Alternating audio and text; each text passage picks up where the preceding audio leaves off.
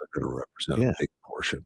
Yeah. And, so I guess what I'm learning is that the border and, not going after these criminals, putting them away, uh, has caused our crime rate around the country to soar. And it's not just in one, Minnesota, 10,000 in one state. That's just a incredible number. But I We're mean, paying a lot of attention to Minnesota because they deserve it. yeah, well, they do. And all the fraud and, Yeah, the- learning centers. yeah. And I keep posting and texting my friends and family and stuff that I still have in Minnesota. And, it's incredible. Every day it's something else up there. And there's a lot of good people in Minnesota.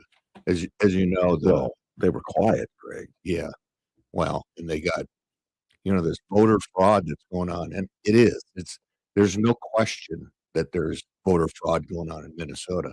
So Minnesota at the polls, you can go to the polls on election day and a person can vouch for up to 8 people. They don't have to have ID. They don't have to have anything. They just go, my name's Fred Burfel, and they get to vote. Well, then they get to register and vote.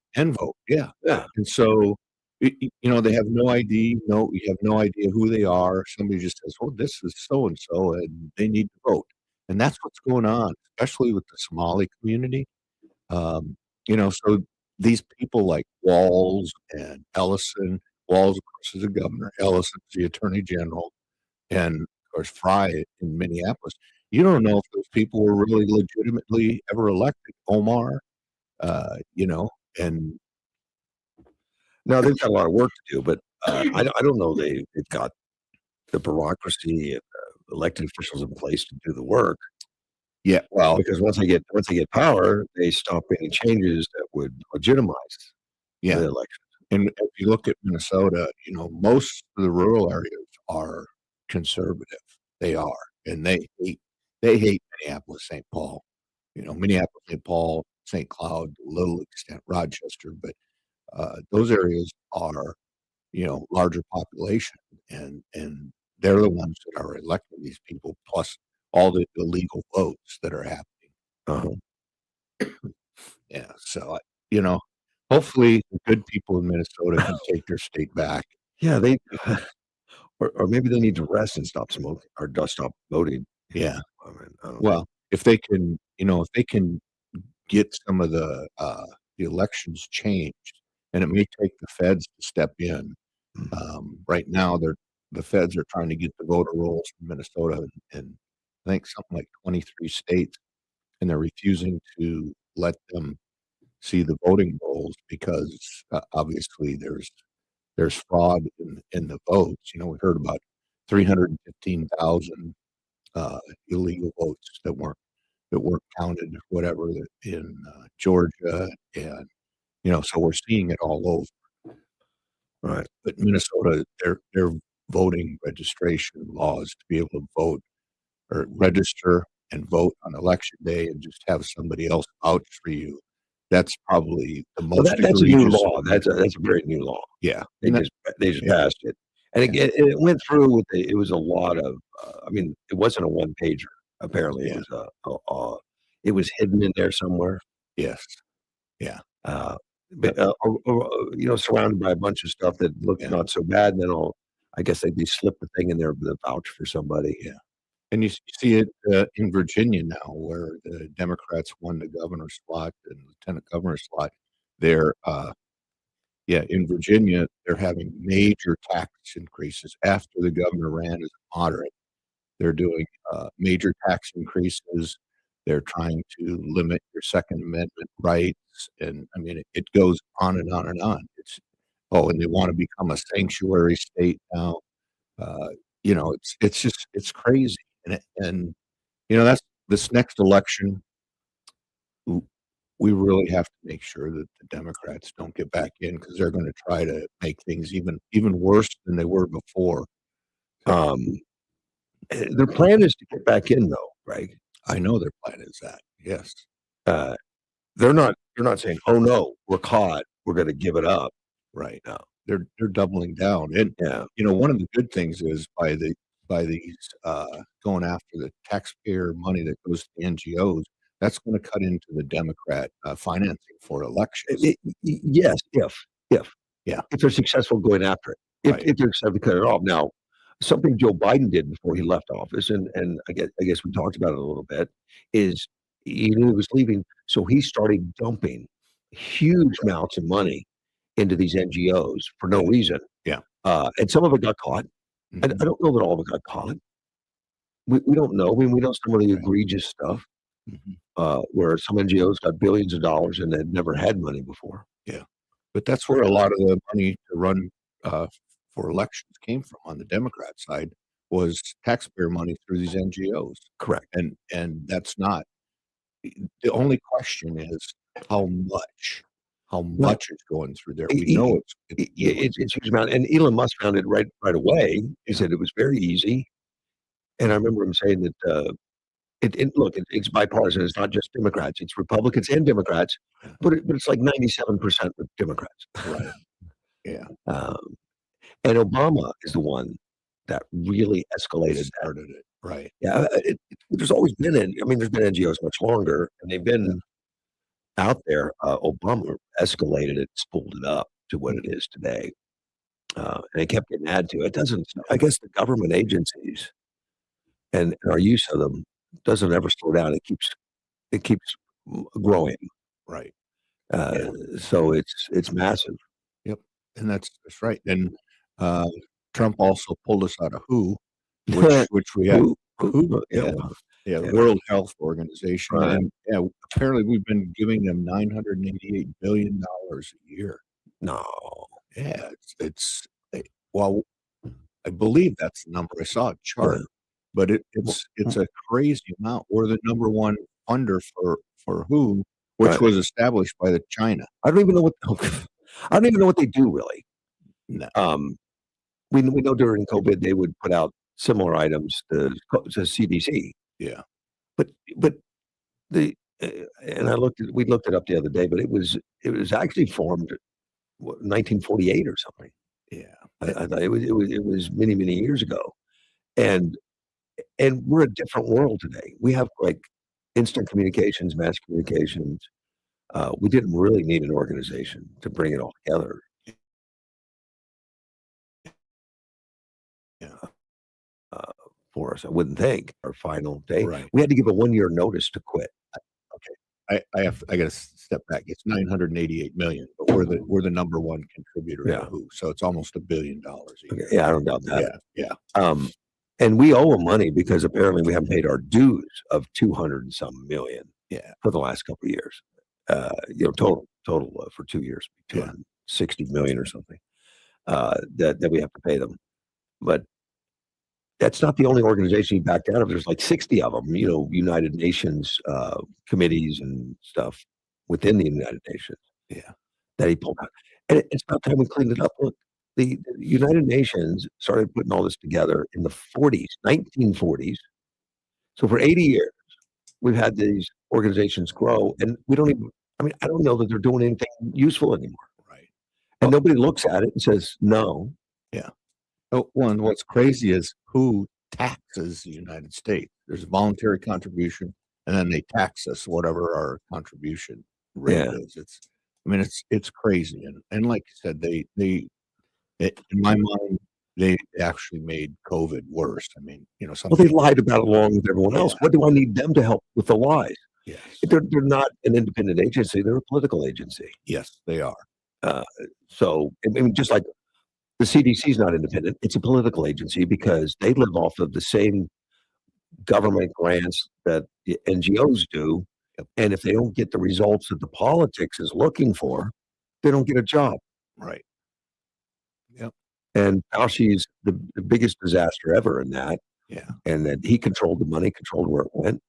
And the scientists better agree with him so he can say, all the scientists that work for me agree with me. Yeah. Telling us men can get pregnant. Oh, did Fauci say that too? I don't know, but No. but he definitely lied about Wuhan Yes. over and over again. Yeah. it's just it's amazing what we've learned in the last couple of years, you know? But what can we do with it? And that's what frustrates a lot of Republicans that I talk to. Well, what are they doing about it? What are they doing about it? And I'm not one of them that's throwing everybody under the bus that's been finding it out. It's kind of like, well, we didn't know it yesterday. Today we know it, and we're mad at you for not doing something. Yeah. Well, one step was we got out of who? We're out of that. Yeah. Well, there's been a ton, and you're right. Yeah. There have been steps, but people are looking like, well, why haven't I seen more arrests? Why haven't I seen more? Yeah. And now all this Trump just announced that the 2020 election they're getting ready to make arrest and subpoenas and stuff like that because they found definitive things of things going on, and, Right. it's been hard to do because no standing. Every time everything was taken to a court, they said no standing. The Supreme Court changed that. The no standing thing, and I heard it explained on YouTube by somebody had to explain it to me. But the reason it was no standing, and it's like if you want to sue the local gas company because you say it contributes to world warming, Mhm. and that affects you because prices are high. They say you have no standing Yeah. because you're only one out of a billion or something like that. You have no standing. Well, they do the same thing with voter fraud.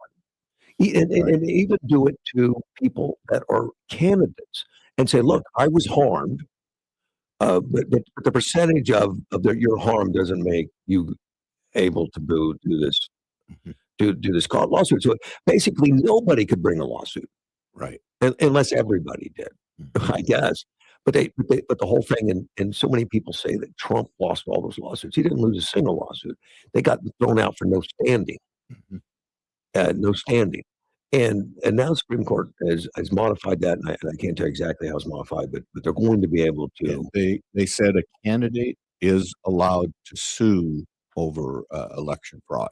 So, I don't remember the exact case, but now so if somebody It gets was one out of Illinois. yeah, if somebody does not get elected and they believe that there's voter fraud, a candidate is allowed to challenge that and Right. sue in court, and that was the And gist of the and all decision. during the 2020, that was no good. And Giuliani, don't know, they did 60 some challenges, Mhm. took them to court, and it was no standing. Abe Hamadeh here in this state Yeah, challenged the courts because look, there were ballots not counted. There looked like there's 9,000 ballots down there. They weren't counted. And I take it, taking you to court. And the court said no standing. yeah. And they didn't do anything. And to this day, those ballots are not counted in Arizona. Yeah, that was something when they just said, "Yeah, we're gonna stop counting." And there were still ballots left, and it was crazy. Right. Yeah. And so, and, but the Democrats have been so smug about that, calling everybody deniers and say that, look, you lost every court case, so shut up. No court case was lost. They were thrown out Right. and declared no standing. We won't look at the evidence. We won't look at the case. So it's done. Yeah. And the Democrats take that. You see, there was no fraud. Yeah. That's not true. And then because it's whatever, 6 years later now or whatever it is, 5 years later, um, now what do you do? Because those people were elected and they've You, already done damage, you know what? and they weren't supposed to be in office. And I get different opinions from different people. I'm always interested in that question. Mhm. Chris Larson was in here yesterday, great guy, good Republican, Mhm. and he says, "Well, we need to let it go. We got bigger things to do." And I think no, because if if it's not exposed and doesn't happen, everyone's going to go on believing it was a clean election, and it wasn't. Right. Yeah. And you've got to expose the problems, or you can't fix the problems. Yeah. I agree if you can fix them in the next election, but Right, you but you gotta won't be able to fix them if no one acknowledges they even exist. right. And right now, we got half the country that says it doesn't exist. Yeah, that's probably about right. So it's kind of hard to get a vote to fix. Of course, we can get a vote in our legislature in the state of Arizona to Mhm. pass legislation to correct shortcomings within our voting system, and the governor vetoes them all. Right, and as she has. Yeah, Yeah. yeah. And then I get Republicans yelling at me that the Republicans aren't doing enough, and I feel the frustration. Mhm. I know about it, but they expect, well, you got elected, do it. Don't give me excuses. Go around the governor, whatever you got to do, do it. I can empathize with that because for so many years, so many times, we say we're doing something and we don't. Well, I Yeah. tried and we didn't. Yeah. I understand, but I do know that actions are being done. Yeah. Well, here in Arizona, and maybe not a lot of people know, but the governor's under investigation for pay to play, where she took uh, she did favorable things for an organization, who then Yeah, contributed she took hundreds of Facebook thousands. money, Yeah, and contributed hundreds of thousands of dollars to her campaign. yeah, well, she took Facebook money, which was to get the vote out. Zuckerberg did it, and he's apologized for it. Yeah. And the governor was Secretary of State at that time, and she took that money to get the vote out. And they've asked her for a breakdown. None of your business. I'm not telling you. And I don't, to my knowledge, that's never come forward as to where she spent it. Now, it may have gone to her campaign. I don't know. But what's interesting is Chris Mays, who is a Democrat, is part of the investigation. He's actually Right. investigating the Right. governor. So that should tell you that there's really something there, that she took this the one that I'm thinking of is she took money from a company that gets paid by the state government in exchange for increasing their fees. And Wow. so they made a lot of money out of this, and they contributed. I can't remember how much it was, something like 400,000 to Well, it's her probably worth campaign or something. 400,000. Yeah, well, they made a lot more than that because they're able Yeah. to up their fees that they charge. Yeah. Well, hopefully some of that starts coming into the court systems and it starts getting looked at. Mhm. Chris Mays is horrible. Yeah. Um, Well, we need a clean sweep. yeah, and I tell you, she just did I think it was a video that I saw of her talking about how hard she's worked to bring lawsuits against Donald Trump and how great it is for Arizona that she's bringing lawsuits against Donald Trump. Yeah. Really? She's spending all that money, and I know they hire lawyers outside Mhm. the state. It's not like Chris Mays, it didn't cost anything for her to write a letter. No, it's not that. They're hiring lots of lawyers, Yeah. Democrat lawyers, to go after Donald Trump on these trumped up charges, or because they disagree with his legislation or disagree with his executive orders Mhm. or whatever. So, along with other Democrat states, so she's joining California and Illinois and others, which is an embarrassment. I'm from the state of Arizona. I don't see myself as a left wing loon. Yeah. Well, the other thing is we were number 4 for economic growth, development, and jobs, number 4 in Oh, the country, in the states. I didn't And know. now underneath her, we've gone to 47. Okay. So we've gone all the way from almost the top to the bottom. Between Ducey to her, we've gone from 4 to 47. Ducey was big Yeah. on business. Arizona's open for business billboards, Yeah. because I mean that was his focus, and that's what he was Right. doing, Right. and that's why we have things like the plants coming online now that make computer chips and things. TSMC. Yeah. Yeah, Yep. without Ducey, and of course, people may think it's Hobbs at this point that did it because a lot of it started opening up under Hobbs. Right. It takes years and years to build. Yeah, they've been building for I don't know how many years, a number Yeah, of years. I've heard but it it's takes so big. I've heard numbers before. So it takes 10 years to open one because they're so complex. Yeah. Now ours are open, but they're not fully open at this point, and they're Right. still building. Well, and they're expanding. Yeah, Yeah, they're expanding on what they initially started too under Trump right. with his. So by the time that thing's complete, it's going to be more than 10 years. Yeah. That they've put that together, and Right. they're not even operated the capacity they want yet because they're still training, they're still working. They still have to do some products, some chip, and send them to Taiwan for the final phases because we're not up to par on that at Yeah. this point. Yeah.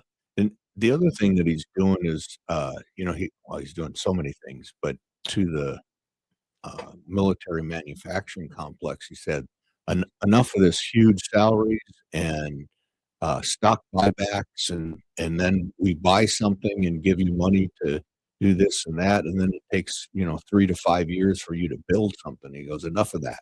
No more buybacks. CEOs are not going to get $50 million a year. When you can't produce a product for 3 years. He said that's not going to work. And of course, if you go back in time, you look at World War II. Right. One of the main reasons we won World War II is we completely industrialized everything that we had. We were turning out airplanes and tanks by the we developed Yeah. brand new airplanes. P-51 was developed during World War II right. and brought out in huge numbers in Yeah. just a couple of years. Yeah, granted, the planes were a lot simpler, but like one of the bombers, we were producing a bomber an hour, and Like a P-17. yeah, You say a lot simpler. It looks complex to me. Try to rebuild one. So go ahead. yeah, Go ahead. Try to put that together. No, I yeah, agree with you. The technology in the new planes is Yeah. vastly right, more complicated, but those were not right. small builds, man. But having a manufacturing line turning out 24 bombers a day, That's was unreal. it was incredible. I'll give you an airplane. World War One was a little more simple. That's like some glue and tape and stuff. Yeah, there you go. You get those together. They were a little simpler. Yeah. Stuff we're doing now, and he needs to do that. It's gotten out of control. When was the last time a contract from the government came in under budget? Yes, that's one of the things. I worked acquisition for It's a 4 big job, years. and the nice It thing was- about working acquisition, my understanding, is that after you do it long enough, the companies that's been buying from you will pay much more to get you to quit the military and come work for them. So they always have that networking going on where the people that working for these large companies are former military, recent former military that has great contacts and great understanding Yeah. of how to get through the system and how to get it. And selling to the government's a pain in the butt. Yeah. It's not easy. I Right. mean, you need to have doors opened up for you sometimes. Yeah. It's not a simple process. Yeah, one of my claim to fame in acquisition is actually I was able to take a weapons platform and accelerate the production by 3 years and cut $180 million out of the cost. We gave that back to the Marine Corps, and you can do it, but The rewards for doing it aren't as good as the rewards for helping a company that's going to give you a job in a couple of I years. got a ribbon. Yeah, you got a ribbon. Yeah, but the guy that undoes it and says Yes, it's going to start costing 180 million, he's got a guaranteed job with that company. yeah, and Afterwards at a salary that's going to shadow the general salary. right. Yeah. Yeah. Yeah, and then, in addition to the ribbon, my reward was they gave me more projects to do. They gave me more work. Of course, because If you're so good at it. successful, they There was keep piling on projects the onto you. military times does have bonus things available for money cost saving things. Yeah, but the military doesn't get it. It doesn't? No, Okay. the civilians do. Oh, yeah, They you have, save money. You get, Benny Sugg beneficial suggestion programs and some things like that. But yeah, the military, when you're in uniform, you don't get that. Oh, no? Civilians do. but you get a ribbon. Yeah, you get a ribbon. You still have that. That's yours. Too. That's Yeah. great, man. You got that going for you. Yeah, there you go. Those other guys just get cash. Yep. I got a story about an Arizona County lawyer, not ours. A guy named Paul Correa. He was in a Target store filming a 12-year-old girl in a Target store to where it made the girl uncomfortable and went to her dad. Mhm. The dad went looking for this guy, found him in the parking lot with his pants undone, performing some sexual act of some kind, watching the video of his daughter. Oh, he was fired, believe it or not. Really? Yeah. Cochise County attorney Oh, Lori Zuko made the decision of like, you don't work here anymore. that's down in Cochise. Yeah. Man, seriously? She said the allegations in this case are deeply disturbing, particularly for an officer of the court and a public employee trusted with public confidence. As a career prosecutor for more than 20 years, I have zero tolerance for alleged conduct so fundamentally violates the standards of this office. While Mr. Correa is entitled to due process in the criminal system, he can no longer serve in any capacity in my office. Now, he is being, I guess he was cited for the Indecent exposure or I something. don't know what it was, but he's in Graham County jail. They're not putting him in jail in his county. In fact, it's La Paz County Attorney's Office that charged him with harassment by surveillance, public sexual indecency, and tampering with physical evidence. I guess he maybe tried to delete it or something. Yeah. But they because of conflict of interest since he worked for the county. They didn't prosecute him. Right. They did that a lot. Yeah, they had another A county. conflict. They'll move him to another county. See, so I brought some Arizona news today. There you go. It's not good to bring this Arizona news. No. Not like this. No. This was weird. Of a 12-year-old girl. Good for the dad. Yeah. Hunting that guy down. Yep. Yeah. Yes. And run out in the parking lot and say, where is he? Yep. And obviously he didn't hit him because there was no charges of that. But he should have. Well, that's a possibility, but didn't happen in this case. No. Those are those types of things I don't think I would hold back. Man, he's held on $25,000 cash, not bond, cash. Yeah. That the cash. Attorneys make good money. Maybe he'll have it. Oh yeah. He'll have it. But if he has a wife, let me ask you, if he has a wife, will the wife give the $25,000? Yeah, she's out of there. She said, when you get that call from, hey Johnny, honey, I'm in jail. I need you to bring me $25,000 cash to get me out of jail. Why? What'd you do? Well, it's no big deal. Yeah, will you pull it out of the bank? No, I'm sorry, our bank accounts are empty. We have no money left in our bank accounts. I think in your case, something like that, you would just think, I'm safer here. That would never happen. No. But and you do not have a passive wife that would say, well, that's just an unfortunate thing that happened to you. No. I have a great wife. Yes, you do. Yeah, but she wouldn't have brought you $25,000 to get you out of jail on that. I mean, you would have been safer to stay in jail at that point. Yeah. 7 House Democrats who broke with Jeffries.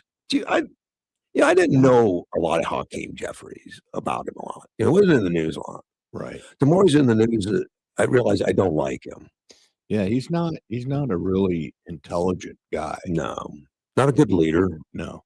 He opens his mouth on to do things that he can't get done. And he doesn't tell the truth. I mean, he gets up there and says things that are obviously not true. And right. A big racist. It's always, it's race and stuff. But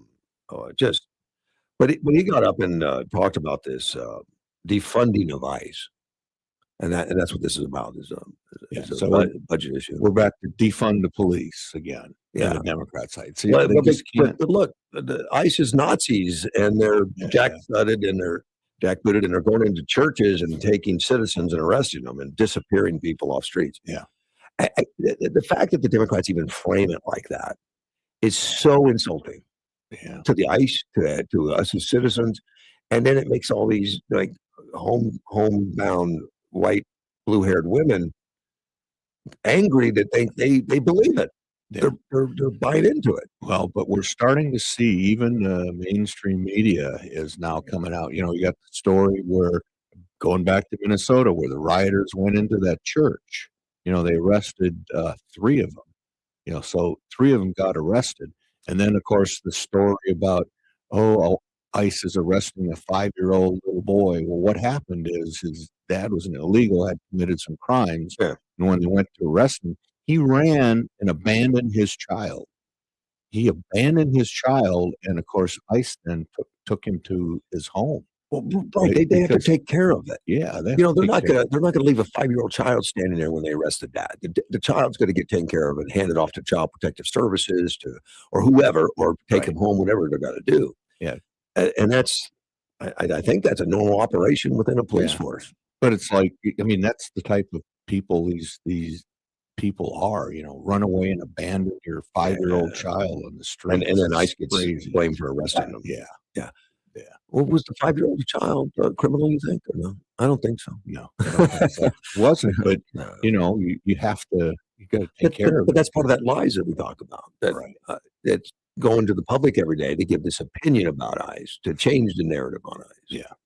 ICE was formed in 2002, and it's been doing the same job ever since. Mm-hmm. Under Barack Obama, they did much more at that point because they were larger, and they were where Joe Biden had them scaled down so much that they weren't very active under Joe Biden.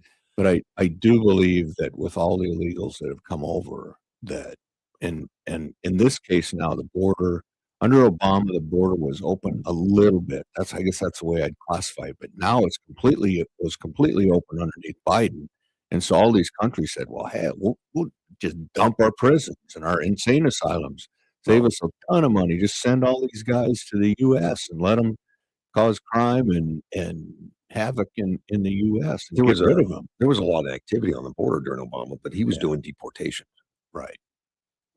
You know, And Border Patrol's marching orders was just get rid of them, let them go as fast as you can, so it doesn't look like there's a horde of people here trying to come into the country. Biden was giving everyone a free pass for, we're not going to do any kind of deportations or anything for years or something. Right.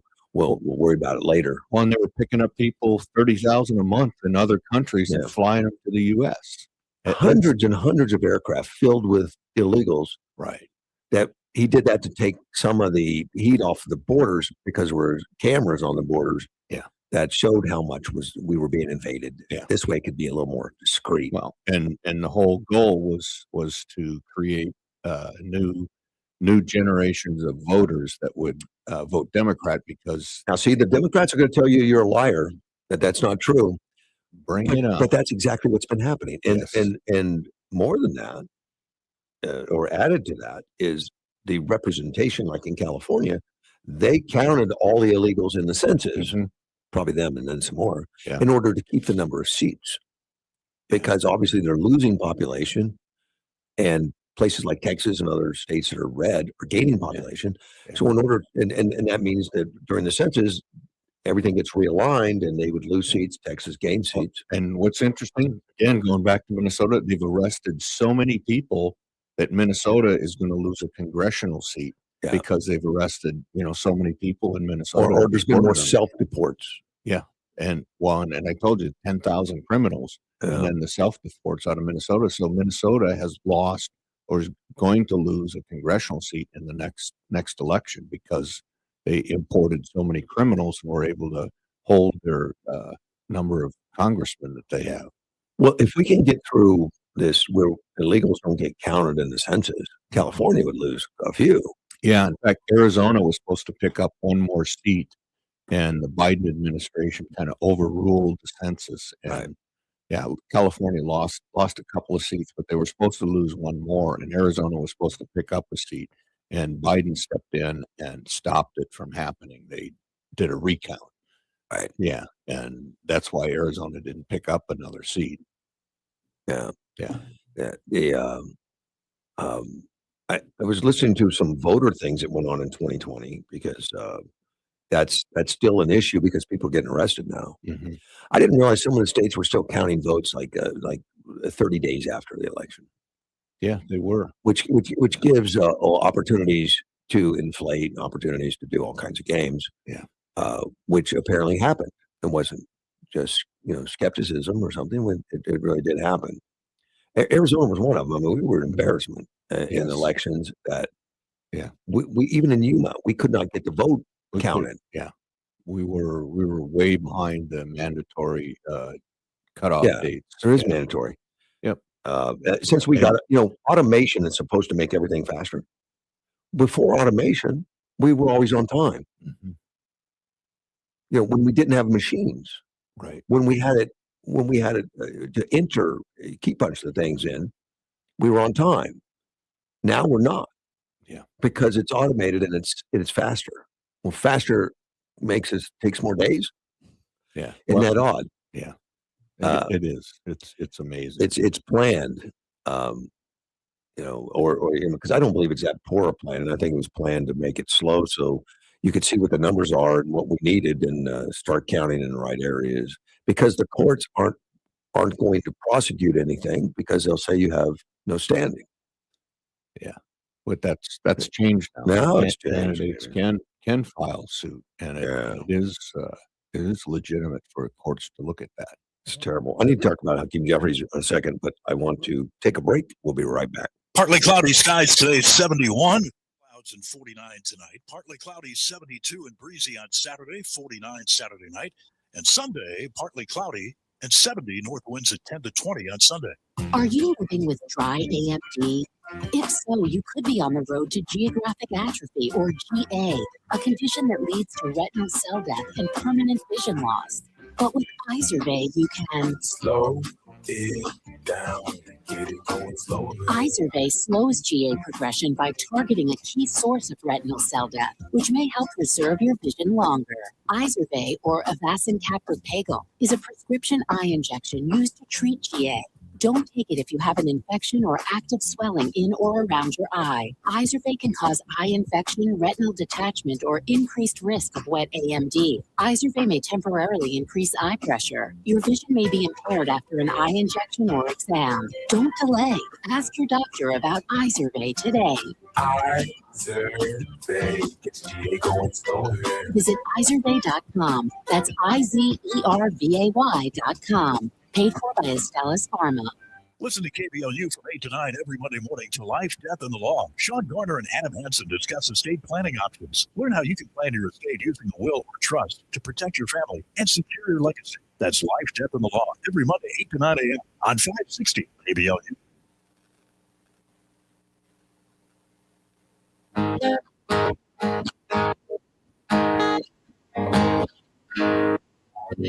There's a man in D.C. He's at 63. He's fighting for you. Fighting for me. He'll bring that woman, just like you said. He'll make America great again. So get on that truck train.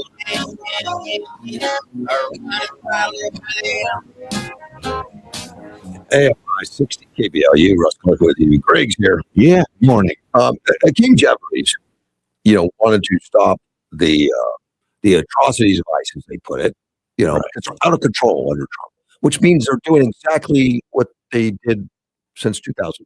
Yes. And they are doing it better, though. I would say I have to admit that they are doing it much better. they're doing a nice job. They are. Particularly, and when you put it, that backdrop of the planned agitators and blockers and the disruptors. Yeah. I mean, they're not protesters. Don't No, use protesters. they're rioters and Yeah. disruptors. But when you put that against it, they've adjusted. Mhm. They've had to add more people. It's costing taxpayers a lot more. They've had to add more people to protect everybody, and they're starting to go after the hit and run guys. Antifa was always agitators that would hit, run, and then disappear, and there weren't enough agents to chase them. Yeah. Now they got these guys I've seen chasing them and stuff. Yeah, trying well, to get them. I had a dinner, kind of a dinner party with one of the former Marines who is now an ICE agent, and he's with a group within Border Patrol that they're on call 24 hours a day. They just call them and boom, they go, and they go to protect the ICE agents from doing Yeah. their job. Right. Basically, yeah, they're And they're making arrests, I'm sure. Yes, Those they are guys. are. And the ICE agents can make arrests, but there were never they said enough to for the detail to get these criminals. Not enough for the detail to get the criminals and all the agitators. right. Well, and really, it's just to get the agitators to keep them off ICE so they can do their jobs. You see And them then- surround them now. They Yeah. surround the ICE agents and create a barrier.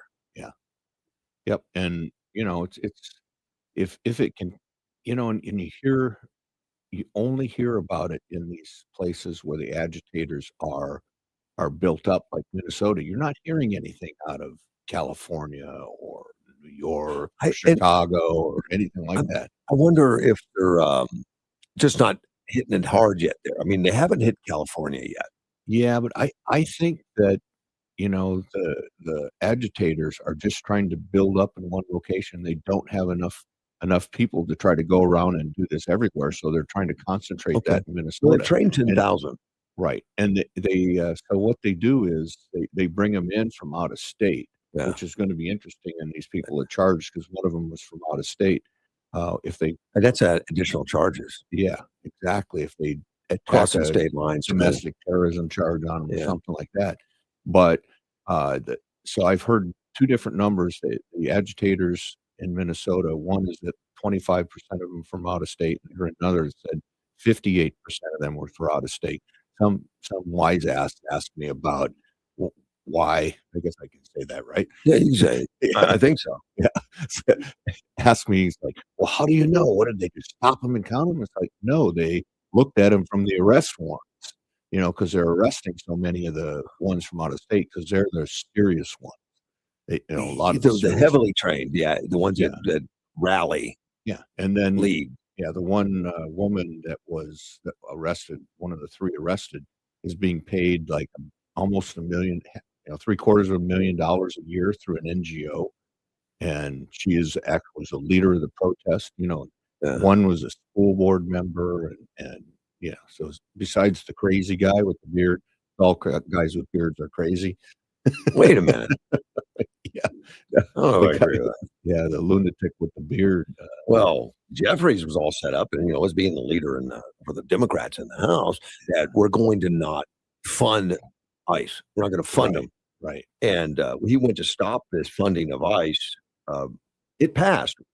It passed 220 to 207 with 7 Democrats joining the help. Yeah. To pass it. So I mean, that just makes Jeffries look ridiculous. Well, it's because he looks ridiculous because he is. We talked about the more you see him, and the more you see him telling things that are not true, the more you believe that he's an idiot. And all the Republicans see that he's an idiot, and Schumer's doing the same thing. I mean, he's saying stuff that everybody knows is not true. Schumer's become a lot more woke than anybody would have ever thought. I mean, because he's afraid for his job, and so he's placating to the far left. Well, and he's Jewish, and a lot of the things that they were doing because they're anti-Semitic, they're coming out and doing things. And he's like, I don't say he's going along with this, but he's passive and he steps back from those things. Before he would have, before all this woke nonsense stuff, he would have stood up and said, "Yeah, I'm with you, but I don't agree with you on this." So, yeah, both Schumer and Jeffries, but Jeffries has really impressed me as not being very smart, as DJT would say, a low IQ. Which was probably deserved. Yeah. But the House did pass these bills. There was more than one of them. There were 3 of them. I mean, 4 total spending bills. They didn't do it in one. They're trying to split it up as separate bills. Right. And Johnson saying, we're that's a step towards returning Congress the way it's supposed to process, supposed to work on paper, making separate bills and stuff. And they all passed. So we're in good shape budget wise for the rest of this year. We don't have to worry about a partial shutdown or shutdown. The Dems don't want that to happen again. Right. They want to shut it down. They don't. I mean, they didn't. Well, we don't know yet because it hasn't gone through the Senate. You don't think the Dems want to shut it down? I think they're afraid of it. I don't think last time worked for them. Oh, it didn't. For sure it didn't. But so I don't think they want a repeat of that. Yeah, but it'll be interesting. They're still going to try to push to extend the Obamacare. But Trump's okay with Obamacare, and I think that's the best move. To say we're against Obamacare, people don't really know what that is. Yeah. But what Trump is pushing is passing legislation on what he wants healthcare to be, and it writes over Obamacare without undoing it. Yeah. So there's so many laws and so many rules in Obamacare that stop any kind of an insurance across the border or stops certain people from selling insurance and it limits everything. He's passing legislation to stop all that, to open it up and to make it transparent. And rather than paying the companies, yes, but see, he doesn't have to get rid of Obamacare to do that. All he has to do is write legislation to have that work within the framework of Obamacare, and it effectively makes Obamacare something totally different. And a lot of people don't understand, Obamacare, but to kind of sum it all up, and I don't know the exact numbers, but I believe it's about $10,000. So if somebody signs up for Obamacare, insurance company gets a check for $10,000 for them. So like you have an 18-year-old that probably never sees a doctor. They still get $10,000 for. Well, that's something that Trump is eliminating, but you don't have to limit Obamacare to do that. You just eliminate that policy Yeah, you write over it. yeah, you send it to the person, and the person knows, oh, I have this $10,000 now. I can make a call whether I want to buy, insurance A, B, Right. and maybe I don't want insurance. I'm just going to put it in a HSA But savings account. there's a couple steps to get there, and one of those steps is to start having a free market, and it's not a free market right now, Right. because there's no transparency and there's no there's no publication of pricing structures. Right. And the insurance companies, they have to allow them to work across state lines because there's some limitations. So if they could Right now, compete, they can't. right, if they could compete across state lines, and so it's a competition to see who gets a But person. for all that to happen, we need transparency. We need to know what it costs, so we can give somebody the money, and then you shop it. And if you need a colonoscopy, make Yeah. a few phone calls, get the best deals, the ones that make you comfortable, and here's the money for it. Yeah.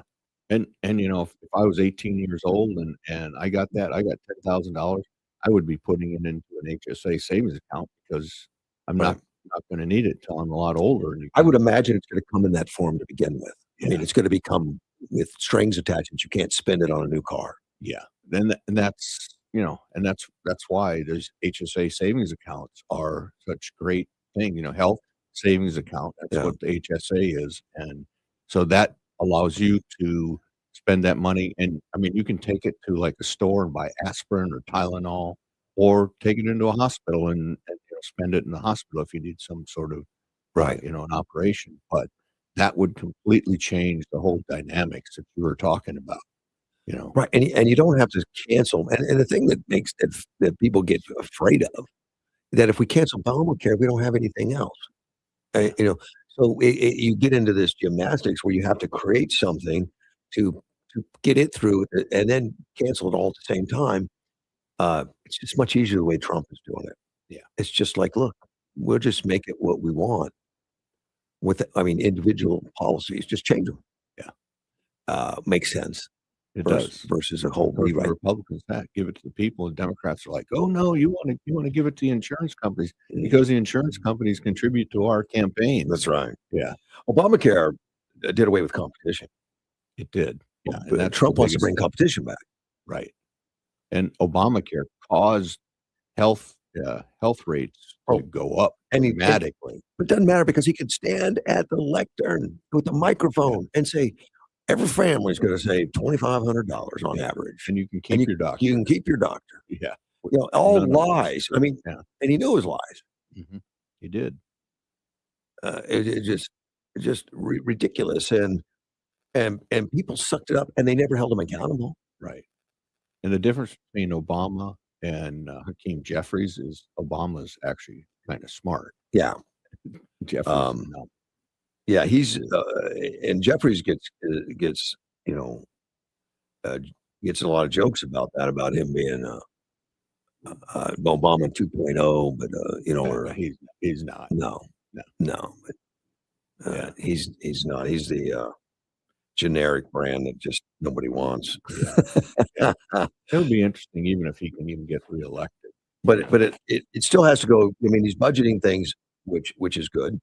It still has to go through the Senate, and Right. and there's a feeling Chuck Schumer doesn't want to redo all that stuff and not block it. But we will see, because there's still some that think that the ICE budget needs to be blocked, and we'll see if it happens.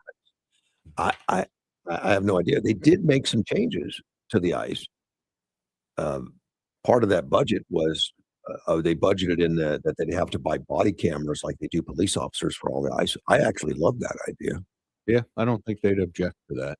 because that's going to show these, and you saw at a lot of these incidences in Minnesota, like the gentleman that was hit by the car, he was holding his Yeah. personal cell phone up Exactly. because he doesn't have a camera. Right, exactly. A lot of these ICE agents are holding their cameras up so they have the video so they can show people what they're up against. These Yeah. vile people. And that just Yeah, protects them and protects the public, protects Exactly. everything. exactly.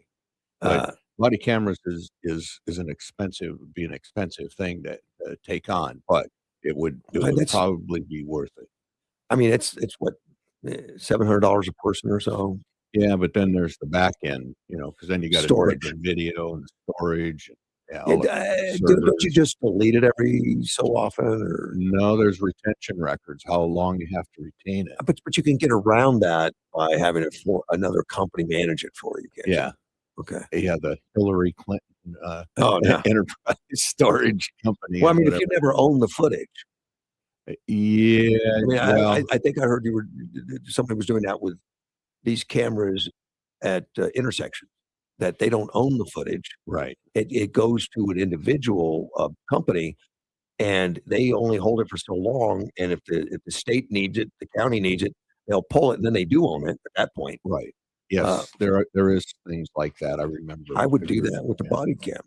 yeah, and that'd be a big question whether you can really do that or not, Well, if you, because it's on the body, the ownership of the police officer versus on yeah, a traffic cam that you've got a contract but outsourced. if there's never an opportunity to store it, if you never store it, then it doesn't exist to be subpoenaed. I mean, because it's not there, it gets rewritten. Like a lot of cameras in businesses. I have a cameras in my business. Yeah. And the same hard drive gets rewritten over like every 30 days. Right. It's Well, and in Arizona, we have very strict public records laws that that are not they're followed. Well, no, they're followed, but it's very strict. Well, some people, Republicans follow them, but yeah, no, there are actually strict laws in Arizona where public records laws where the public has access to things that and it's I would say 90% of the time it's followed. Okay. Yeah. Easy to get records and all that. It is. It is. I mean, that was a big deal when you were working with the city Yes. as the Public administrator. records laws was a huge deal. And there's agitators that made it huge, that wanted to make it a bigger issue and harass you. Yeah. You know, Yeah. a- Oh, ask, yeah. ask for things that they don't really want, and then don't pick them up. Yes. There was one person that was notorious for that. Oh man. Yeah. Linda. Yeah. Linda was always having to deal with that. Yeah. She. they- Yeah. And they make and they only have to pay for what they take. So you can have to copy 50,000 pages and that you set it down there and maybe they'll look and take one page. And so you charge them a dime for the piece of paper or something like that. for 2 weeks work. Yeah, exactly. We got to take a break. We'll be right back. AM 560.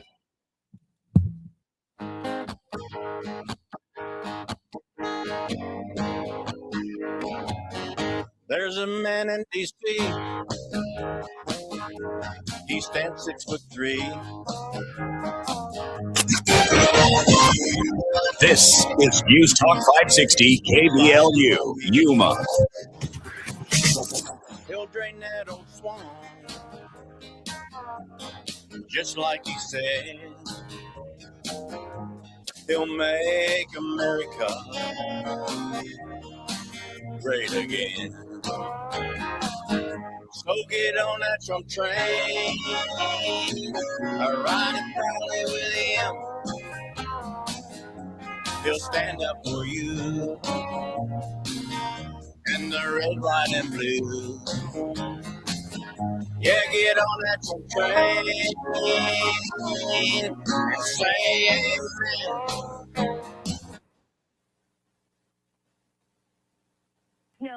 As we move throughout the weekend. Now, this is going to continue to track up towards the north and the northeast. Not just driving that can be treacherous. Airlines are getting ready to change fees for people to reschedule. Not only are there 400 flights canceled today, there are already more than 1,400 cancellations tomorrow. The day of anti-ICE protests planned in Minnesota where it's frigid, 30 to 40 below zero wind chills.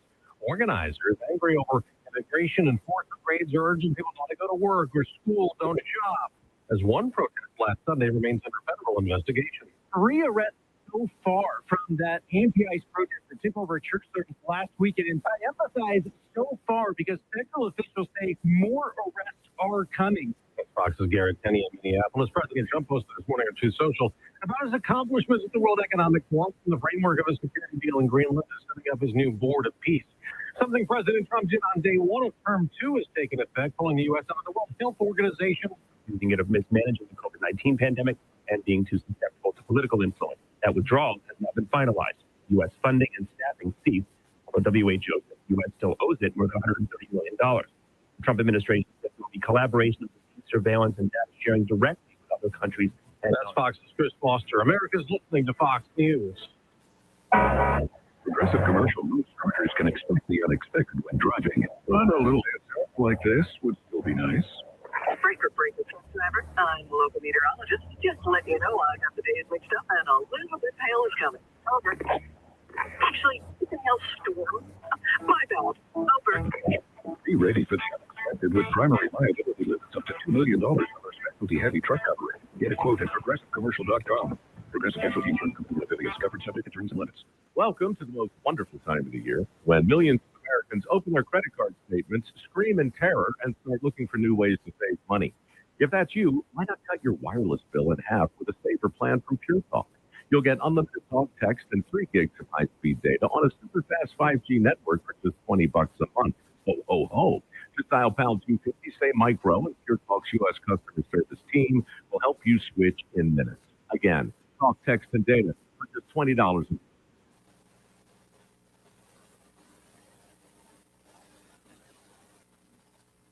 From the News 11 Information Desk, I'm Community Leda. Police have identified the driver who was shot and killed by police Wednesday night at around 8 p.m. Police say they made a traffic stop near 16th Avenue and Colorado Street, right by the West Wetlands Park.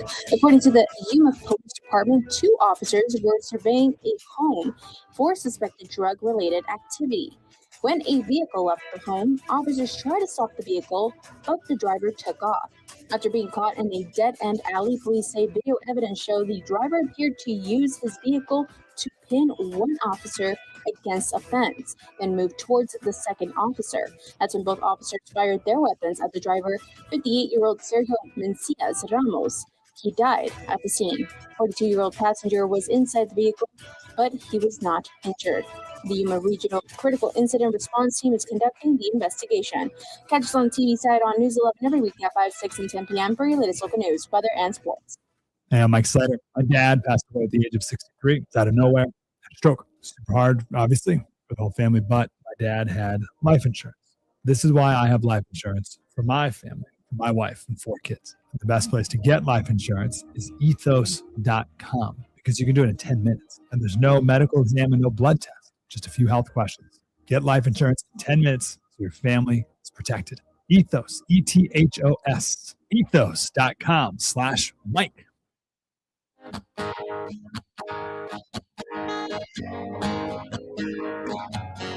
There's a man in D.C.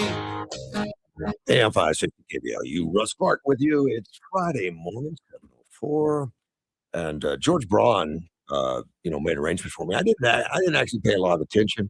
He said he's going to have somebody, on the show for Friday, and I said, well, send me the information, and I got something on my email with a few questions. I didn't really know what's going on. I just found out he sent 3 lovely young ladies from high school that are working hard in here, and so I sent Greg to play golf. That's where Greg went to play golf, and I got George on the phone, but and I got George, and I'll talk to him in a second. I have him off right now. I mean, he's hearing me, but he can't say anything yet. But you're 3 from Gila Ridge High School? Yes, correct. So, and it's, let me see, we've got Andrea, Samantha, and Zariah. Is that correct? It's what, Zyra? Zyra. We got 3 of you, and you had the courage and ability to get up this early in the morning and come in on the radio station. That's great. And you're gonna have to get close to that mic within 6 inches or so, if that's okay. And I'll say hello to George real quick. Hello, George. Hey guys, I thought I'd brighten up, and we have a little table jewelry this morning at the place. We got these gals are up early, and they've got a new cause that they're working on, and I heard about it at dinner the other night, and I thought that it'd make good radio. Well, thanks for throwing it on me, man. That's good. I appreciate it. Now, I want to get right to it, and you're doing this project for Gila Ridge High School, and it has to do with mental health. Yes. So, all of you want to find that as a profession? Is that something, or is it just something you're interested in? Well, we're doing this for. And who are you, Rob? I'm Samantha Solano. You're Samantha. Yeah, I'm Okay. the senior at Hillary Rich. All right. And we're all in sports medicine, All and we're all officers. Sports medicine. Yes. I could use your help. I got issues. Yeah, and we're doing this. We're a part of HOSA. It's an organization, and we're doing mental health as our main topic, as our focus. And Could you say what HOSA is?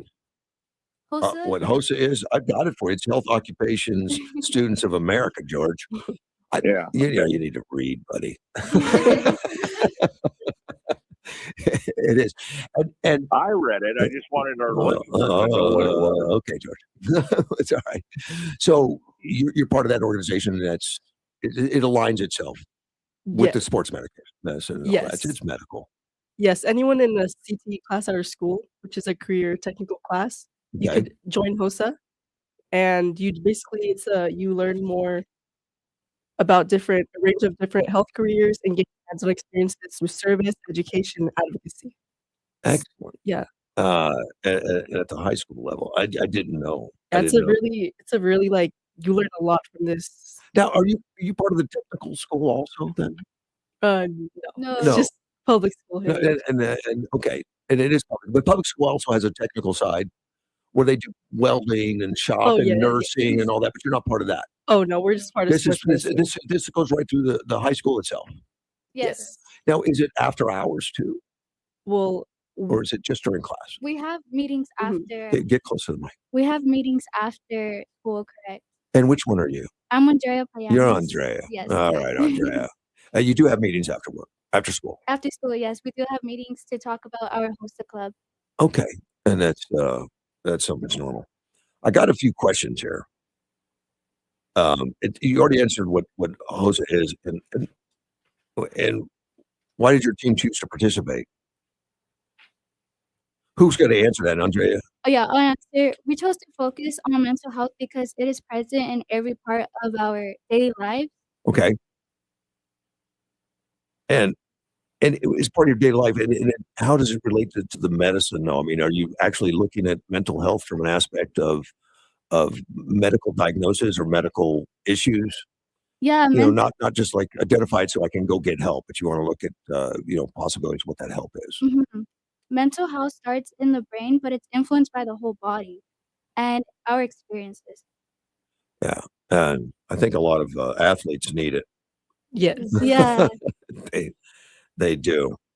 And it's Samantha. Can you briefly explain your mental health promotion project? I'm reading this, obviously, and I'll have my own questions, but go ahead. Yes, so our mental health campaign, it primarily focuses on suicide prevention by helping the community understand healthy ways to manage anxiety and recognize when to seek help. We noticed that a lot of people lose sight of the importance of mental health when they're being drowned out by their own life. So we're trying to help people understand that it's okay to not be okay. Suicide's a big deal. Yes. And suicide, I know it's something that your age group has talked about yeah, and it's discussed a it. big problem, yeah. And I know there's even shows on television that glorify it sometimes, and you're aware of that and all that. Yes. And your age group has been through a lot that the rest of us never had to experience, like with COVID and stuff, where you shut down, you had to wear a mask, you lost your identity. And it was a horrible thing for us. I don't know. Did you guys don't think it so? You think it was okay? Oh no, it was honestly, I feel like it affected a lot of us. All of us, I feel. It was just a time of isolation, and it just really played like a big role in like our mental health. And I feel like many of us were struggling. Yeah, after COVID, for sure. I had personal experience with anxiety. I think everybody had it. Yeah. Yeah. Even if you don't know you had it, I think. Yeah, I for think. sure. I think you had. Some had. Did you have a bad experience? Was it? Yeah, I always felt like my anxiety just got terrible after COVID, like during COVID, because Okay. like we were so isolated all the time. And that's affected a lot of your generation. They're starting to call you the lost generation, even now. You guys are lost. No, we kind of hurted in our generation because we held you back. And some of the kids were in developmental stage, like you're talking toddlers, where they didn't get face recognition because everyone wore masks, and they struggled with face recognition even because that development time was taken away, where they couldn't see anybody, just a muffle behind a mask. Yeah. We hurt a lot of people. Let me see. And I got Russ, one of yes. the other things is that you've got to remember, one of the things that we've seen in school shootings, other problems, big fights on campuses and stuff like that. The kids usually know because of their friends will be acting out or be having problems or being depressed or something, and they know about their friends more and a lot sooner than the teachers do. Am I right on this, Andrea? Yeah, that's correct. Um, the students definitely have mental health problems Yeah. that happen throughout time, especially with COVID, after COVID. I think it has. And we're in such a turbulent time politically. And I don't know how much you guys touch on that, but the whole world seems to be, angry. A lot of anger out there. So your adults are not setting good examples right now, politically, particularly, where we've got a lot of anger going on. Um, and I see Zyra, Zariah, you got up to the mic, so I'm going to ask you about the why you think mental health is still stigmatized. Is it stigmatized, mental health, in our accepting culture? Where is it stigmatized? I do believe so. One of the major like misconceptions that stigmatized is that the healthcare system, everybody thinks if like they speak up or reach out to like certain people, especially like counselors and therapists, are going to be labeled as crazy, like lunatics, Aren't they? basically. No, You're no, not. they're Wait not. a minute. You don't get to use the word crazy. I think our president does. But go ahead. But He quote used the unquote. word retard the other day. That's a forbidden word, Oh, is it not? oh yeah, that That's is. that. That's really I bad. don't know if you ever heard the word because I don't think it's been around for a while. But yeah, It it has it's still but unfortunately. slander. Yeah, Okay, it's bad. all right. But, like in movies, kids now in Generation C that like if you reach out or if you say the wrong thing to the wrong person, you could get put into a mental institution. I want to reach out and say that is not true. That is very still typical. The mental health care system puts you in a place where you can talk about your feelings and won't make you feel like less of yourself. That can involve counselors, therapists, stress professionals. They just help you manage stress, emotion, and daily challenges.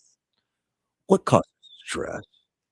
Stress get caused by many different things. Personally, me, I can stress out about any little thing. You Like do. I'm a perfectionist, if that makes sense. Mm, I if like something's misplaced, I get stressed. Like where is it? Or like if I have an assignment due I get and I do I get it. stressed from George's on the phone.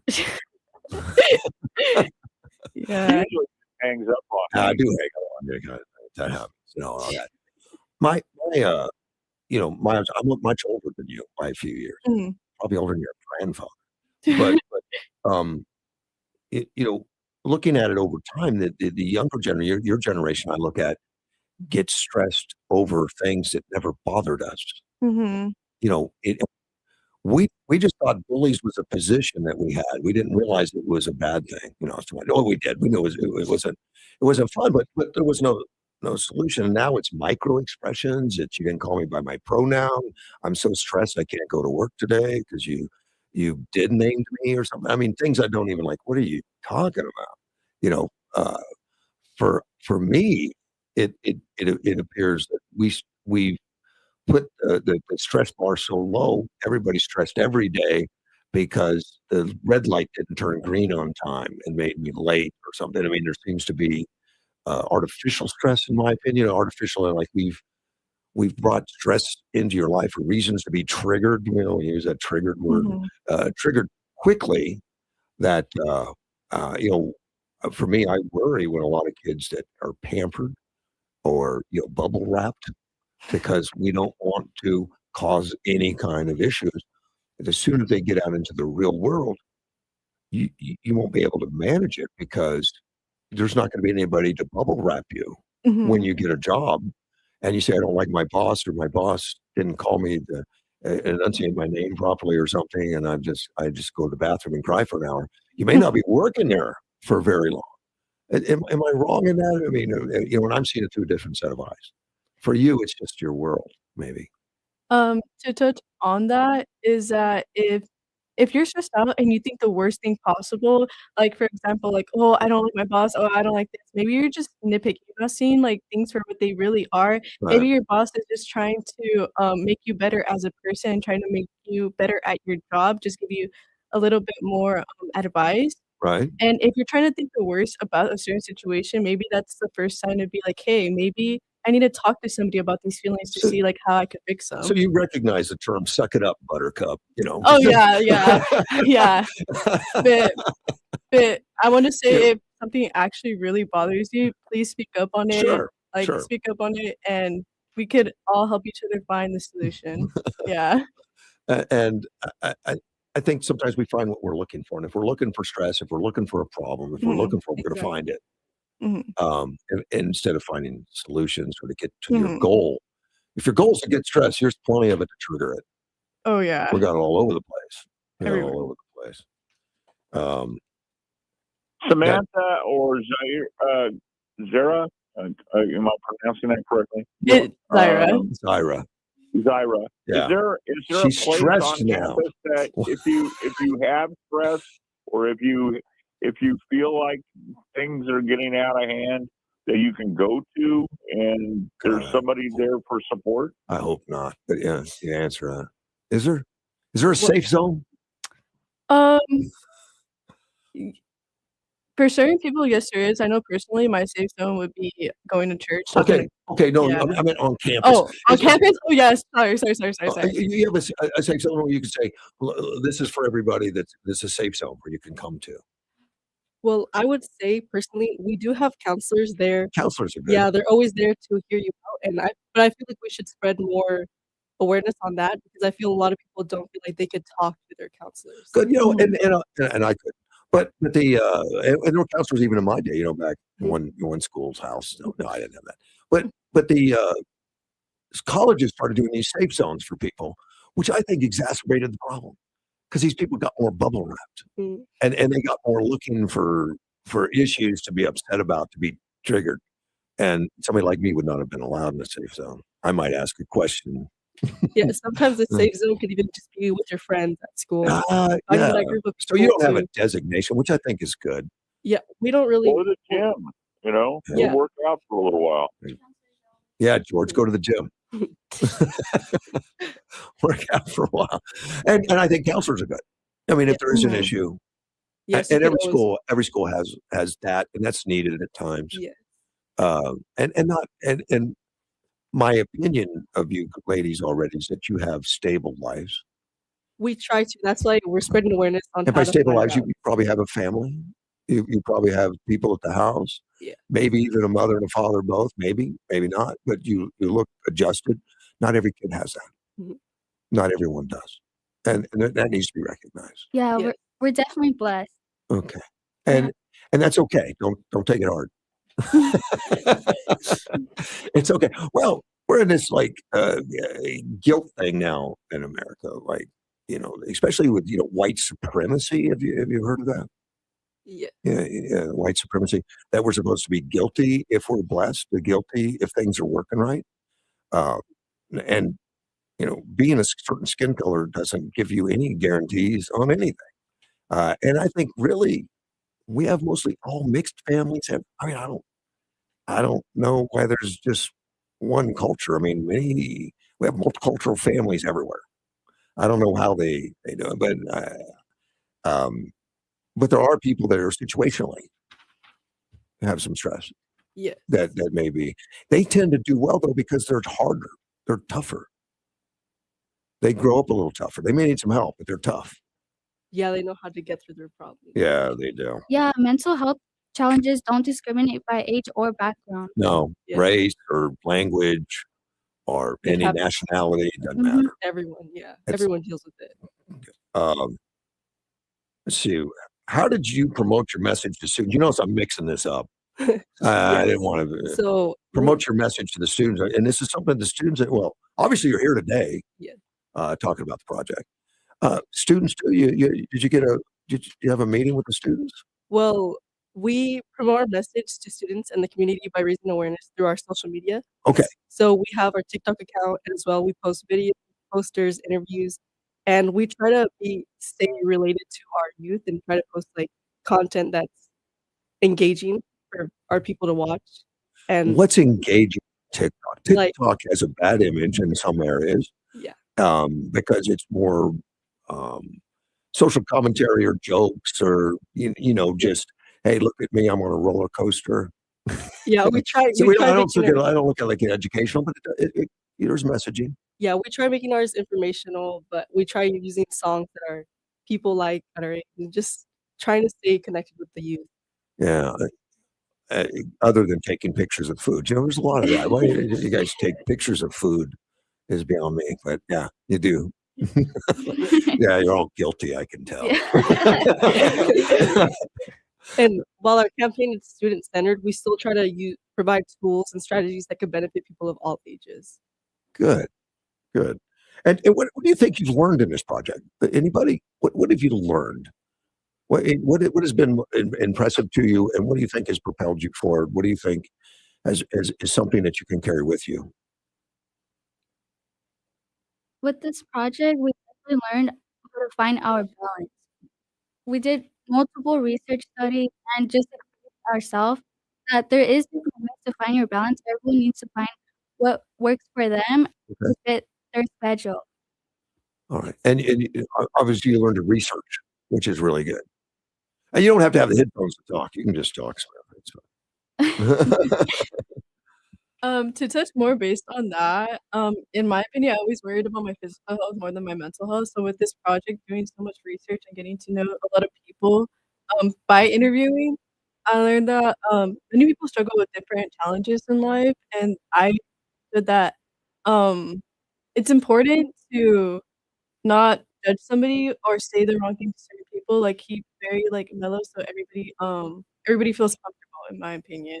So that's how Right. I learned that, everybody's different and that everybody struggles with different things and that it's hard for some people, you know?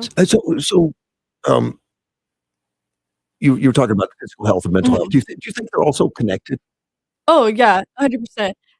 Like, for sports, I'm pretty sure people have heard the terms, like, have most of it's mental, and then it's, like, 10% is physical. Right. Mental health has a big, toll on athletes for sure, I do believe. Yeah, particularly if you get up to the Olympic level, you see um, these athletes that mentally do everything in their head before they even get on Mhm. on Mhm. the slopes or something. Mhm. You see those bobsled people turn their head left, turn their right, turn left. It's a mental focus. It's not necessarily mental health. I think it is.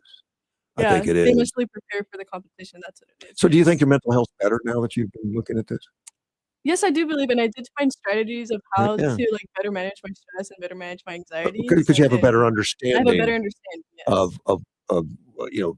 of things to triggers or things to get away from or realizing a realization that this is bothering me. Why didn't I handle it Mhm. and get it off my list of And even if, like, if I handle it bad, I'd be like, "Oh, I should have done this in this situation," like, don't think before you do, if you guys ever heard that term. yeah. Any of you ever think you want to go to therapy now that you know more about this? Go ahead. Yes, personally, I feel like Yes, you wanna go to therapy? I feel Me like too. therapy can benefit a lot of people, Sure. and although people see it as like a sign of weakness, it's honestly I feel like mental health is a real health issue, and taking care of your brain is also taking care of your body, and having a healthy brain is honestly really good for just What do you think that mental health therapy would do for you if you went to a therapist? Oh, Samantha went there. All right, now you volunteer, get Okay. up there. I have talked to a therapist Oh. counselors Yeah. before, um, and honestly, it was one of the best decisions I've ever made, in my opinion. Did you go to it with a desire to go, or Honestly, did you no. no? Oh, so No. but you had a good experience. But I had a good You experience, like, thought it helped you. I talking to them felt super No, I safe. like the way you no, no, no, no. Talking to them felt really safe, they would have me color, paint, and Really? honestly, I would just talk about my favorite movies, what I like to do, and stuff like that, and they would tell me about ways I could manage my anxiety and Okay. stress, and what they did is made me have somebody to talk to, have a friend on the side that I could talk about my problems or how I was feeling that day. It was So you felt honestly like it was a help?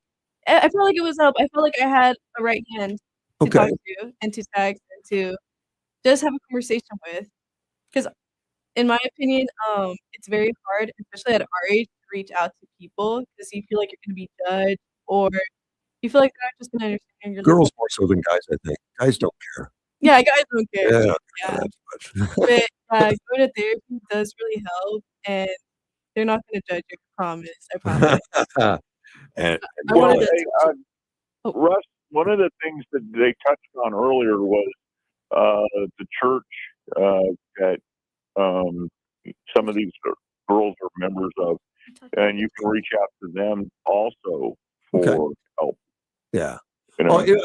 George was saying also church is a reach out. Church is and they don't all have headphones, George, because my systems only have two. Yeah. But church is a reach out for mental clarity.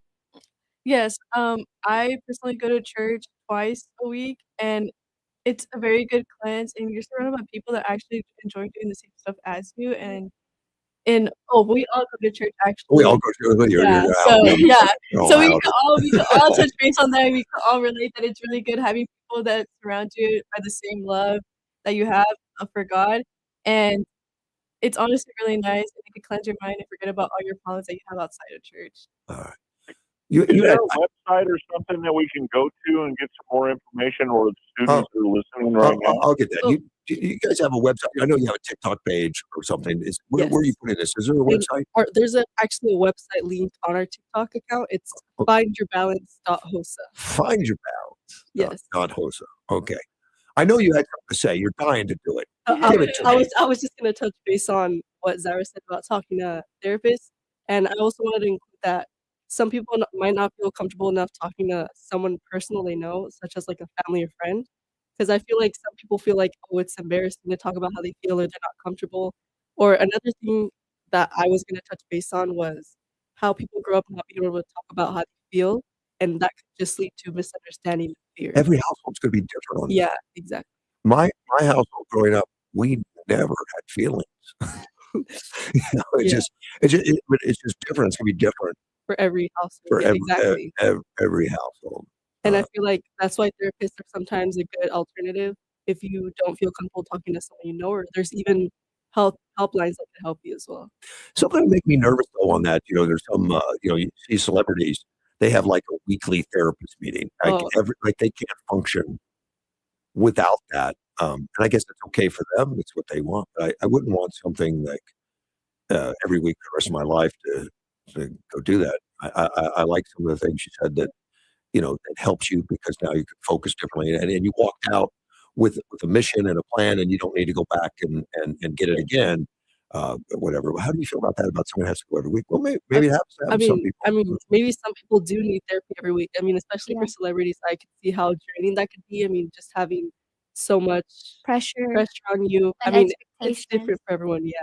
What is pressure? And I think it's all subjective. Look, a lot of times our military people get PTSDs or something. So there's some great pressure of being in life and death and all that stuff going on. But then the soldier stands next to him during the whole experience, doesn't feel anything, doesn't ever get that. Because it's going to be taken in differently based on your background and understanding. And I said early on, I worry about your generation. If you're bubble wrapped, you're not seeing the hard things in life at times, or you take the hard things as greater than the rest of us would take it, maybe, or you make things hard that we wouldn't see as hard. Yeah, I could see that. Yeah, you're just not tough, maybe. And I'm not talking about you individually, but our generation. the generation, maybe, if they grew up being so catered and so demanding, that I insist you call me. I grew up in an area where, kids were supposed to be seen, not spoken to, not saying anything unless they're spoken to, don't speak unless spoken to. And so your generation's a lot different. Yeah, our generation. And I enjoy it. I mean, believe me, I have grandkids that are absolutely phenomenal. And they're like little adults, which I enjoy. But they grew up hard. They've got me as a grandpa. I mean, they're they don't get bubble wrapped. Their mother is not going to bubble wrap them. They're hard. Are your parents tough on you? Scheduling? Yes.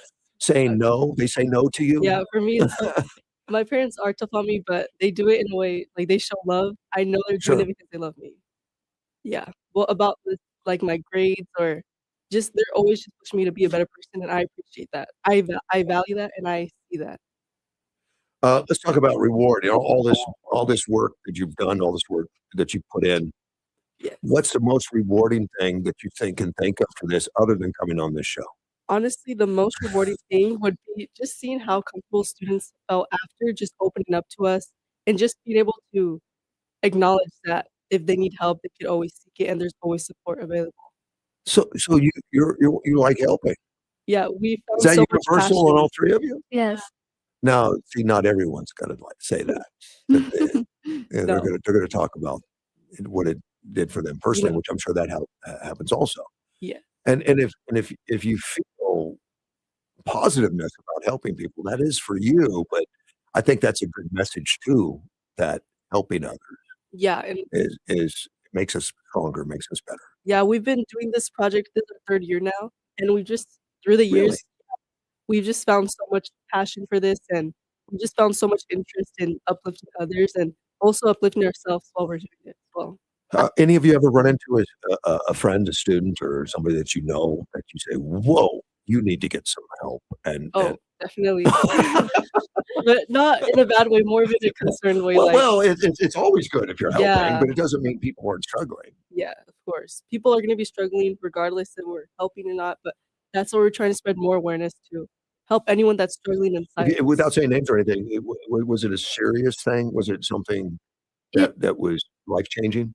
Yeah, one of the moments when we realized and discussed was when we noticed at school that a lot of students were going online. Yeah. We realized mental health needed more attention in our community. When we saw people struggling in silence, friends, family, and neighbors facing stress, anxiety, or sadness every day without support, it became clear that starting conversations, raising awareness, and offering help isn't just important, it's necessary. Necessary for you or necessary for the person that needs it? It's necessary for the person that needs it Right. most. But I think you've taken it on as a challenge yourself. Do you see? I know all three of you are looking at sports medicine. Yeah. Do you see yourself continuing to use this as a tool? Oh, yes, for sure. Well, I personally wanna pursue something in the medical field after high school, so sports medicine has taught me a lot about the medical field, and this campaign also helps me learn more about humans and how they work and just about the brain. We would love to create an app that can help students even after we leave high school. We would still love to be involved, not just with students, maybe with the whole Uh-huh. community that can go on your phone, an app that you can click right away. I I like the direction. Um, Yeah, what we want it to oh, be available at any time. I like this question that you put down here. What is the impact? What is this impact social media has on mental health? I'd be interested in that one because I have my own opinions. We'll see if Oh, you align yeah. yourself. I don't know.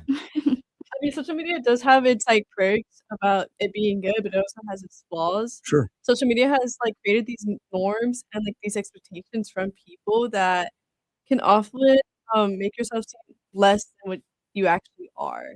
Oh, really? Yeah. Okay. So, in other words, it's going to highlight people that are successful, active, Oh, yeah.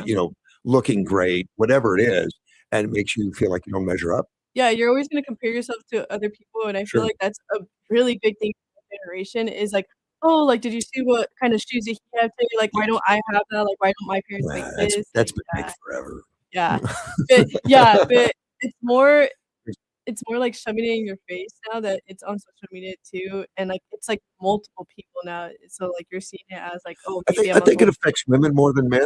Maybe not, but I think it does. More women. I feel like both get affected, but Sure. men like to talk about it less. Yeah. Mhm. Because I personally have, like, some male cousins or just male friends, and they always open up to me, and, they never open up like that to their friends, and I question them, like, "Why do you not feel comfortable enough to do that?" And I feel like social media portrays this kind of thing that if you talk about your feelings, you're not manly enough, and Oh, I really? feel like, honestly, talking about your feelings is manly, and it's part of being human. If I had feelings, I'd talk about it. But social media can be a negative. I mean, social media can create issues or not. Yes, it is. I feel like when you touch back on like the politically and everything, Yeah. is that everybody's like fighting against each other. Where I think that like even though we're different, we're still human and we should all treat each other with respect and everything.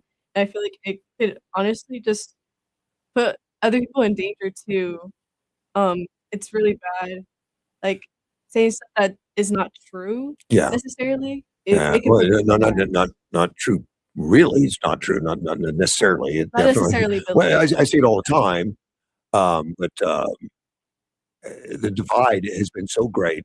mhm. The cancel culture of you're canceled forever has really sprung up where it didn't used to be, and I think that has become really stressful and harmful to a lot of people. That and it keeps them in line though, and that's a control function. Yeah. Stay agreeing with me, or you're out of the cool cup club. You know. Yeah, and I feel like that people make mistakes, and I feel like we all grow as humans, and I feel like that's something we should value. Yeah.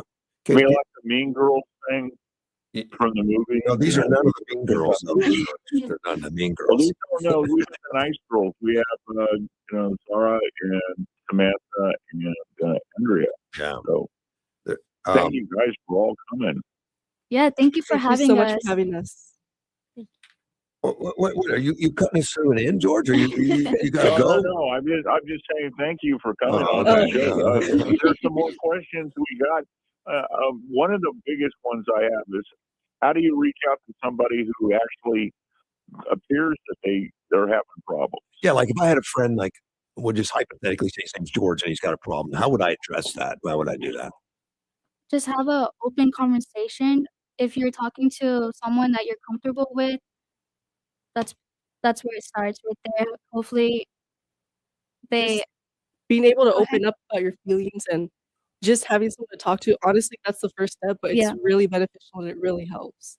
Tell the truth. Yeah, just be tell them, honest be about how honest. you feel. Wow, that's a lot. Asking for help is a sign of strength, not a weakness. Yes. Yeah, but you're talking about approaching somebody that hasn't asked for help and you're volunteering it. That's a tougher job. Yes, it definitely is. Have you ever done that? I Yeah. try reaching out to my friends as much as I can because as much as they might seem happy from the outside, that's not always what's really going on. You never know what's going on at home. So I feel like checking up on your friends and family is always super important.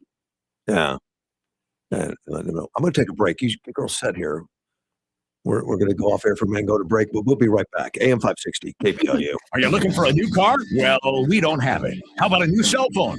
Don't have that either. At Firearms Unknown, we don't mix what we don't know with what we do know. We know firearms, knives, and ammo. So if you know what you want, or even if you don't, Firearms Unknown can get you what you need. We have rifle, pistol, and shotgun deals starting at $9.99 for all three. Deals on guns and ammo and the largest knife section around with the knowledge to set you up right. Firearms Unknown. 801 West 32nd Street or firearmsunknown.com. Now you know. Hey, folks, many of us grew up on these high sugar cereals, Frosty Flakes, even Raisin Bran. You need to make the healthier switch to Grainberry, created by my dear friend Peter Harris and his father. It is lower in sugar. It's made with natural fiber, antioxidants, whole grain onyx sorghum, and that helps slow sugar absorption. Now, the taste will win you over, and you can pick up Grainberry bran flakes or any of their other great flavors. Make the switch. Grainberry, the official cereal of the Sean Hannity Show. To be a part of Russ's show, call 928-344-5258. That's 928-344-5258. Hello, my name is Denise Coronado, Director of Volunteer Services. Hospice of Yuma is thrilled to be the first hospice organization in Yuma County and one of 9 in the state of Arizona to achieve the Level 5 We Honor Veteran status. This honor reflects years of dedicated efforts by staff and volunteers to meet veterans' needs. We're committed to providing the highest level of care and support to veterans and their families. To become a Vet-to-Vet volunteer or for more information about Hospice of Yuma services, please call our office at 928-343-2222 or visit our website at hospiceofyuma.com. Partly cloudy skies today, 71. A few clouds and 49 tonight. Partly cloudy, 72 and breezy on Saturday, 49 Saturday night. And Sunday, partly cloudy and 70, north winds at 10 to 20 on Sunday. Truckmates, Yuma's Fix Up Your Pickup Truck Store is Yuma's home for snug top shells and lids. Snug top, designed and manufactured to the highest standard. Industry-leading quality and trend-setting design to protect and complement your vehicle. That's Snug Top. Truckmates is also the home of Expert Spray and Bed Liners, spraying mil-spec protective coatings, committed to unwavering excellent and unparalleled customer service. Expert Liners, with available national warranty coverage and installed by Yuma's most experienced spray-on team at Truckmates. Truckmates is also the home for BDS suspensions, the highest quality aftermarket suspension lift kits, leveling kits, and accessories for 4x4 off-road trucks and Jeep enthusiasts. And don't forget 3M window tinting, the originators of window tinting with nationwide lifetime warranty at Truckmates. That's Expert Spray and Bed Liners, BDS suspensions, 3M window tinting, and Snug Top, all at Truckmates, 32nd Street, next to Lowe's. What's up, Yuma, and hello, Russ Clark Show listeners. Johnny Porter here, and I just made the switch to Allo Fiber, and it's a game changer. Lightning fast speeds for streaming, working from home, and gaming. No buffering or slowed down speeds. It's time to ditch the glitch and switch to Allo Fiber. Today, we're talking with aphids and whiteflies about Safina insecticide from BASF. We just got nailed with it. So tell us, how you feeling? Really, really weird. And you still want to devour this field? No way, bro. There you have it, folks. Safina insecticide is specifically engineered to disorient aphids and whiteflies so they can't eat. And when they can't eat, they can't destroy. Help protect your alfalfa from aphids with Safina insecticide. Always read and follow label directions.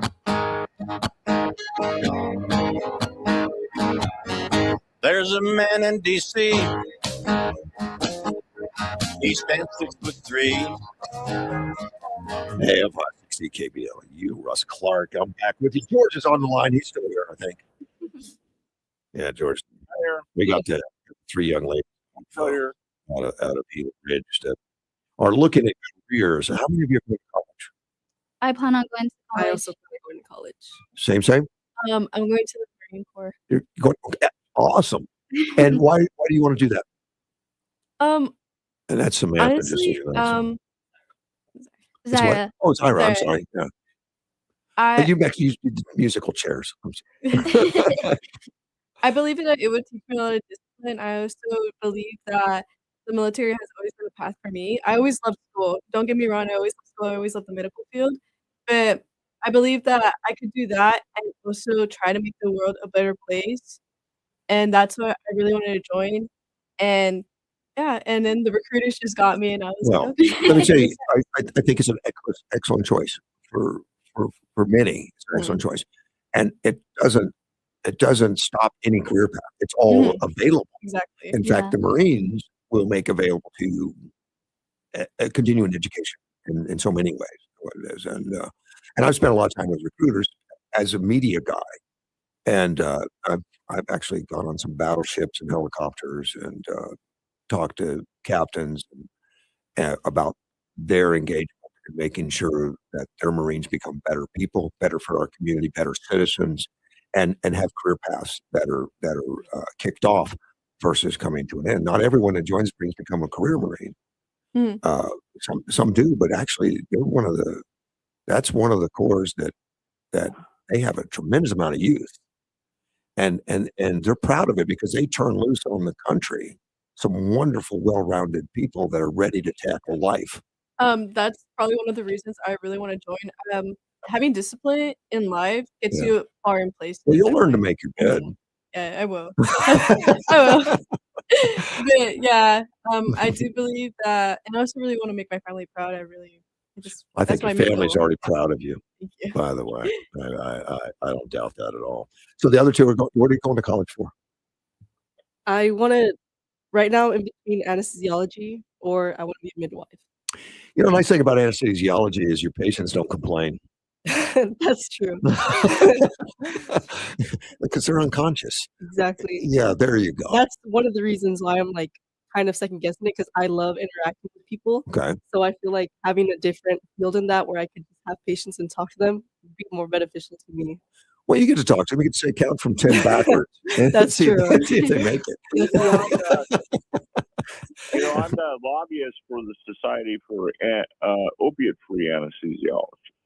a nurse anesthetist and anesthesiologist on the Hill that do not use opiates or opium Really? based products. Yeah. I think that's a and it's good been move. a very interesting thing because of the fact that we had problems with, the Oxycontin and stuff like that, getting people that would use too much and got people hooked.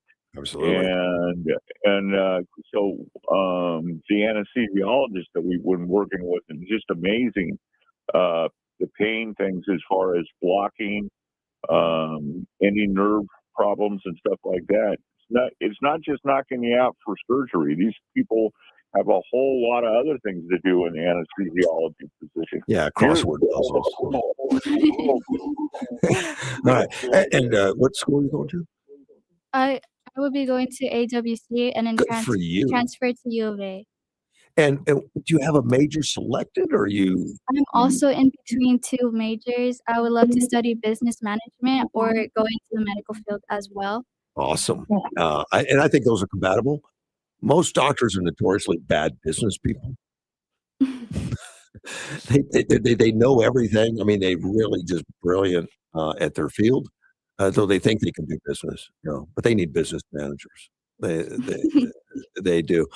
But most college students change their majors many times. Yeah. I've known people change it 8, 9 times. Crazy stuff. I'm boring. I didn't change that much, but yeah, I didn't do it. But business is always transferable. I'm glad it's not some social thing that isn't really necessary. Like those that start taking DEI stuff are finding themselves not really a lot of offices open to them. These are all useful. Did you think about the Marines? No, I didn't. That's straight up honesty. I right would there. do the Air Force if I were to get into Why the the Air Force? military. I just They have better housing. prefer the Air Force. Yeah, they have better housing. I like planes, so Yeah. the Marines have them too. They have them, but I always thought about if I were to join the Air Force, maybe do aerospace medical specialist. so you have thought about it. I have thought about it, yes. How could schools better support students' mental health? I think I mean- schools, touching on that previously, just having more awareness to our counselors and just our counselors just expressing to students that they're there to help, and just having staff and students being able to recognize those signs of, suicide or different stress factors that students might have.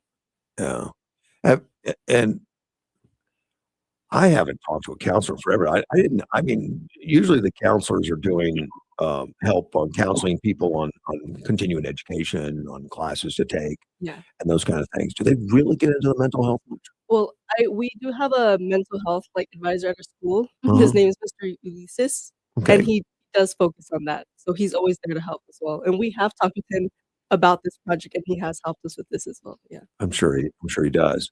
Should teachers be able to help in this identification and looking, or is that too much to ask for a teacher? If I feel like teachers should be also aware of their students and any warning signs that they might find, because sometimes you never know what a student might be going through. And I feel like teachers being aware of that. Students should always feel comfortable to speak to their teachers as well. I have to go to Eagle Ridge once in a while and pick up a grandkid or two. And I think I get stressed because there's so much security. Oh, yeah, there's a lot of security at our school, yeah. I mean, just to get onto the campus, and when I went to high school, I could have had parents walk into my classroom, I think crazier times now, but nobody had the problems. I used to go to school with guns because I was a hunter. Mhm. So I'd go hunting in the morning, and then I'd go straight to school. Of course, I'd have my guns with me, but nobody thought anything about it. Yeah, now It was total different times. now it's a different time, Now we'd freak out. They'd close down every school in the neighborhood if somebody found a gun at a high school or something. Now these times you really never know what someone's intentions Yeah. may be. Yeah. It's very important to have that security at our school Do you worry about that safety thing? all the time. You do? But there's so much going on around the world that happens at schools, and nobody knows when something is gonna happen, so making sure there's security in the front is important. You need to make friends with the Marine because they'll know what to do, right? Yeah. No, there was a time at our school where there was, like, a lot of, like, threats to our Yeah. school, and that time was really scary, a lot of people were not going to school at that time because people were threatening to, like, shoot up the school or different things like We that, and it could be Was that a scary. social media threat thing type of Yes, thing? and I feel like that's how social media could also play a big role in Mhm. just We have experienced a lockdown as well. The past year, freshman year, Yeah, it was our 3 years freshman year, we experienced it, so 3 years ago, and it was really scary. We were in lockdown for probably, like, over 3 hours Okay. in the same classroom. Uh-huh. Police surrounded everywhere, and it was important for So them to how leave. did and you felt, um, like you were in danger at that point, safety was, compromised? With the way we go over the drills for a lockdown or any incident that can happen, we were all pretty comfortable. Obviously, we were scared about what can happen still, but we do go over the drills to make sure we know how to handle a situation that can happen to us. Mm. I feel like, what was the most scariest part for me or for, like, some kids is not necessarily the lockdown, but it was the walk to the lockdown because, Yeah. in my personal Mhm. experience, I was walking to my class as normal, the bell rang, and all you see is kids running, yelling, you're saying, hurry up." None of us knowing Mhm. what's going on or anything. I feel like that was the scariest part, not, like, the actual lockdown. I feel like it's just everybody Yeah, riled up. no one really knew what was happening. Like, I remember just saying running, everyone running and the teacher screaming, "Get in the classroom." But I'm sure you witnessed that all the kids handle it totally differently. Some probably relaxed, like no big deal, and some were frightened out of their Yeah, mind. and I Yeah. feel like what also played a big role is during that time, there was, like, a lot of school shooting, and there still is some going on, and I feel like that's something we should take more awareness to, and that's probably reason why a lot of kids were scared because of everything that's going on in the world. Did you get a chance to reassure people you're gonna be okay? Yeah. Yeah. Yeah, I mean, Take that some people were really relaxed, but others were, and so like, really scared. so when you talk to your parents afterwards and you Mhm. tell them that goes on, what's their reaction? Well, with me and my mom was, like, at the corner across the street with the other parents ready to come to That our school and I think that's let a 'em know what help normal was. reaction. I think it's fine. I do believe my dad went right away to the parking lot too. Yeah. And then afterwards, he picked me up and took me to Olive Garden. Did that make you feel comfortable? Did that make you feel protected to know I was worried about their safety too their safety? Yeah. since what Okay. was happening with the scenario, the students were outside of school. They weren't in the school at that point. They were, like, in the neighborhood across the school. So, with the parents being there, it was also So it scary. didn't necessarily bring you total comfort. It was Yeah, it didn't, it might have especially escalated them. knowing that Yeah. that police were still looking for them during that time, and we had the parents Did across the street. any parent go off the rails and say, "You're never going to that school again. I'm not gonna put up with this, and you're not gonna do that. I'm gonna teach you at home and bubble wrap you and teach you from school." I think everyone handled that situation pretty well. Yeah. After I know we did go to school the next day. Good. Yeah, but many people didn't come the next day. It was just quite a few I students. would have imagined Yeah. that would be the case, and in my opinion, that overreaction of parents makes people more scared. Mhm. It Yeah. makes kids more It scared. it is very important to keep your composure and just know, like, it's Yeah. temporary. Right now, it's temporary, and that help is there and on their way. Yeah, chances of having it 2 days in a row are kind of Yeah, narrow. just reassuring them it's okay, but also staying calm, not Yeah. overly stressed, because then that could just stress out the kid even more. Right, if you stay calm, Yeah. you tend to have more calm around you, and if you're calm, you're gonna make better decisions. Yeah, Exactly. exactly. Keeping your composure is very important in Good. difficult situations. Composure, good. And I'm sure you've learned all this and all this, exercise that you've done for for the school. Now, go again, tell again what your website is that you've got some of this research on. We're on TikTok, and you can find our link. Our TikTok is findyourbalance.hosa. And that's HOSA. Yes. Find HOSA. And that'll, lead people to some of the stuff that you've Yeah, been we have a website that can take you to our mental health campaign. and Mhm. it also includes our Instagram on there. So, do you think you've created anything in the school population that makes them wanna be a part of this too? That they look at this and say, "That might be fun to Oh, study?" for sure. We get it all the time that students would love to join HOSA, and we go against different mental health groups at times. This year, Uh-huh. there isn't another one in our school right now, but, like, it's a very exciting club. There's so many different competitions, different career professionals that you can do. You know, health and as far as profession, health, psychologists, psychiatrists and all that, understaffed. Most don't have access to, very much. It's hard to find somebody that wants to do that profession even as on the hospital. The Yeah. hospital has a hard time gathering that kind of stuff. Eh, it's it's a it's a tough profession. I mean, Yeah. it's one of those like a doctor that with a broken bone, you can the X-ray, yeah, the bone's broken. On this one, it's a little more work. Yeah. Yeah, and that's the good thing. HOSA just provides, like, this wide range of health you could explore, and I feel Mhm. like that has helped me try to figure out what I wanna do with my future and what career I wanna so And no matter what that career is, you feel like you can take mental health as a understanding and a part of it to make you Oh, better yeah, at it. and I feel like everyone, not even if this is a field they're pursuing, I feel like everyone should have some awareness on mental health, and I feel like it's very beneficial for Yeah, everyone. HOSA reminds us that healthcare goes beyond treating illness. It's about educating, supporting, and uplifting the people around us.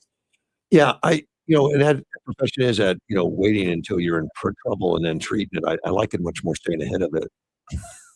And hopefully that was some of your studies on how to balance before you get to a situation that's out of balance. It needs to be treated. A little therapy's fun. Well, ladies, I appreciate you. Any last words you want to say hello to anybody? You got a boyfriend that's listening or anything? Hello, Abdi. There you go. Right there, man. George, I appreciate you, man. Hey, no problem. Always fun to have something new on the radio. All right, man. I'll be back, tomorrow, AM 560, KBLU. From the News 11's information desk, I'm Gina Aguilera. Yuma police have identified the driver who was shot and killed by police Wednesday night at around 8 p.m. Yuma police say they made a traffic stop near 16th Avenue and Colorado Street, right by the West Wetlands Park. According to the Yuma Police Department, 2 officers were surveying a home for suspected drug-related activity. When a vehicle left the home, officers tried to stop the vehicle, but the driver took off. After being caught in a dead-end alley, police say video evidence showed the driver appeared to use his vehicle to pin one officer against a fence and move towards the second officer. That's when both officers fired their weapons at the driver, 58-year-old Sergio Mencias Ramos. He died at the scene.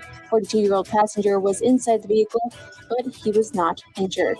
The Yuma Regional Critical Incident Response Team is conducting the investigation. Catch us on the TV side on News 11 every weekday at 5, 6, and 10 p.m. for your latest local news, weather, and sports.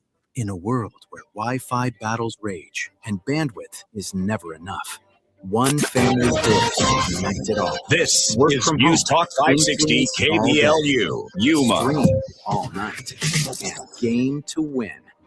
Deadlines, downloads, and dance-offs, all happening under one roof, flawlessly. Can your internet provider do that?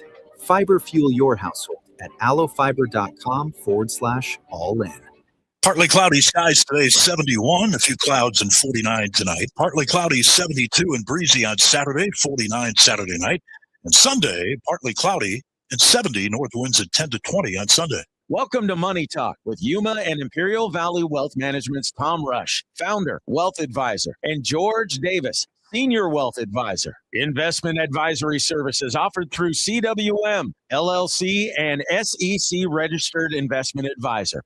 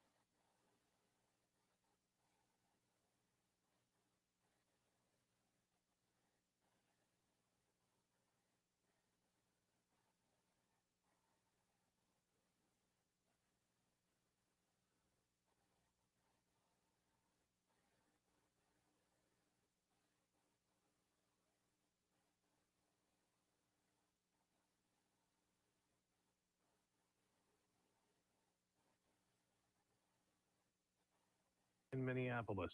America's listening to Fox News.